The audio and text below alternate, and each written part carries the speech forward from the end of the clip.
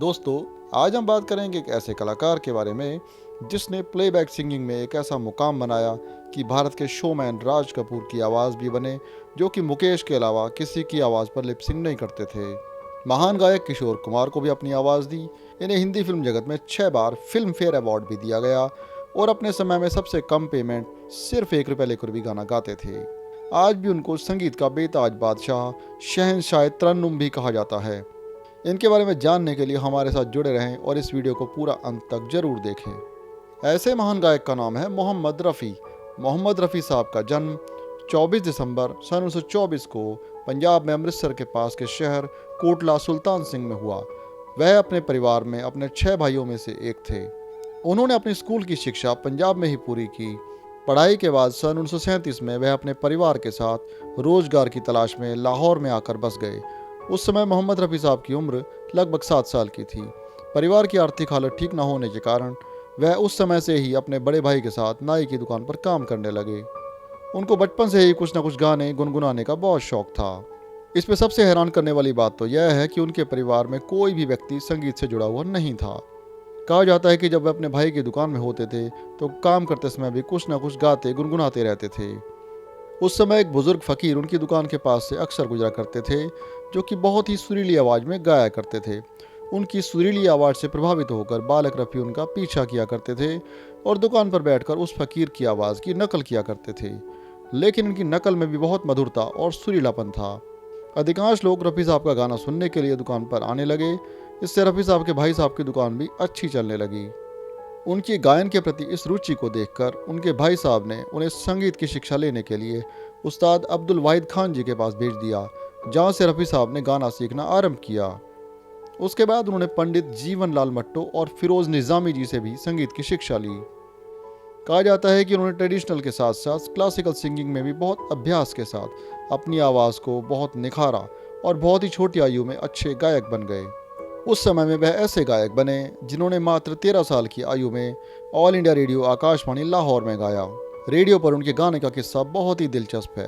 कहते हैं कि उस समय रेडियो पर अपना गीत गाने के लिए उस समय के जाने माने गायक श्री कुंदन लाल सहगल जी भी वहां आए हुए थे, लेकिन वहां पर बिजली गुल हो जाने के कारण KL सहगल जी ने गाने से इनकार कर दिया।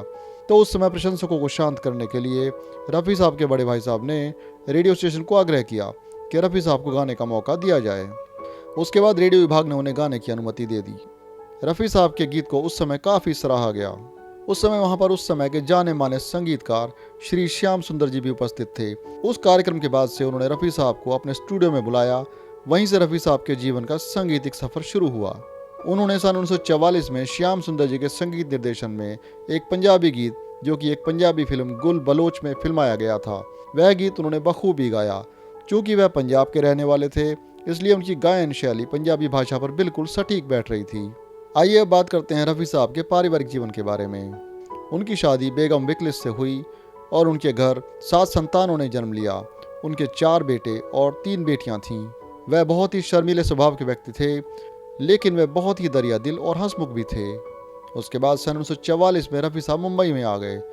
यहाँ पर उन्होंने बॉलीवुड के कई जाने माने संगीतकारों के साथ काम किया।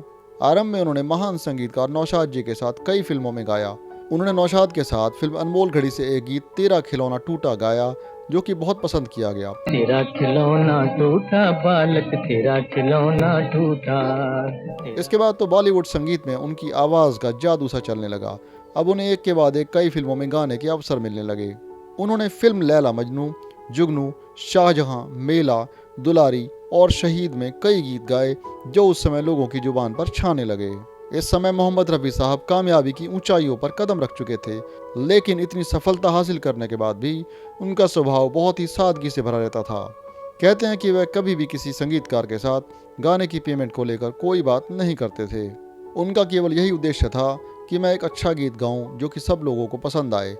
यहाँ तक कि उन्होंने एक बार मात्र 1 रुपये में भी गाना रिकॉर्ड किया था। उनके जीवन में संगीत की दीवानगी को लेकर कई बातें देखी जाती हैं। इसी विषय में एक किस्सा जो कि फिल्म बैजू बावरा के एक गीत की रिकॉर्डिंग के दौरान हुआ। इस गीत के बोल थे, ओ दुनिया के रखवाले। कहते हैं कि जब नौशाद जी के स्टूडियो में इस गीत को रिकॉर्ड किया जा रहा था, तो इस गीत को गाते समय रफ़ी साहब बहुत ही ज़्यादा भावुक हो उठे और गीत के आखिरी अंतरे में उन्होंने अत्यंत ऊंचे स्वर में गायन किया, जिससे उनके गले में खून उतर आया। उसी समय नौशाद जी ने कहा कि आप यह गाना बंद कर दो। उन्होंने बार बार इस बात को दोहराया, लेकिन रफ़ी साहब ने गाने की दीवानगी की सभी हदों को पार करते हुए गाना जारी रखा। लेकिन नौशाद जी ने जब उन्हें गीत बंद करने को कहा तो उनकी आवाज़ भी उस मास्टर रिकॉर्ड में दर्ज हो गई।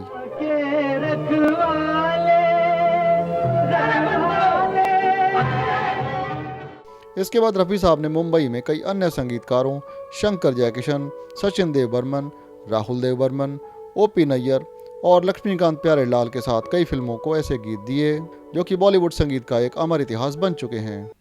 इतने सारे अलग अलग तरह के संगीतकारों के साथ काम करते हुए भी मोहम्मद रफ़ी साहब ने अपनी गायकी से ऐसा इतिहास बना दिया जो कि हर कलाकार के लिए एक प्रेरणा का स्रोत है।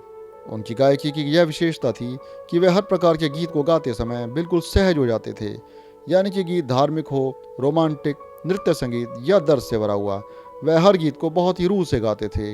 रफ़ी साहब ने उस समय के सुपरस्टार गुरुदत्त, देव आनंद, भारत भूषण, जॉनी वाकर, राजेश खन्ना, अमिताभ बच्चन, धर्मेंद्र, जीतेंद्र, राजेंद्र कुमार, जॉय मुखर्जी, शम्मी कपूर और विश्वजीत को अपनी आवाज़ दी।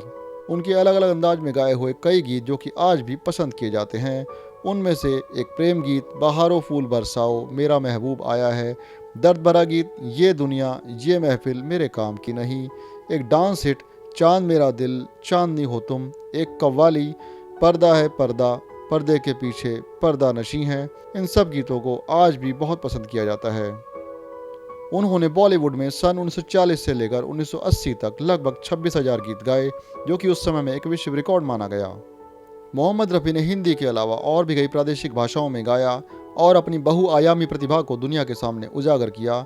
उन्होंने मराठी, तेलुगु, असमिया के अलावा अंग्रेजी भाषा में भी कुछ गीत गाए जो कि काफ़ी प्रचलित हुए। उन्हें एक बेस्ट प्लेबैक सिंगर के तौर पर हिंदी फिल्म जगत में 6 बार फिल्म फेयर अवार्ड भी दिया गया।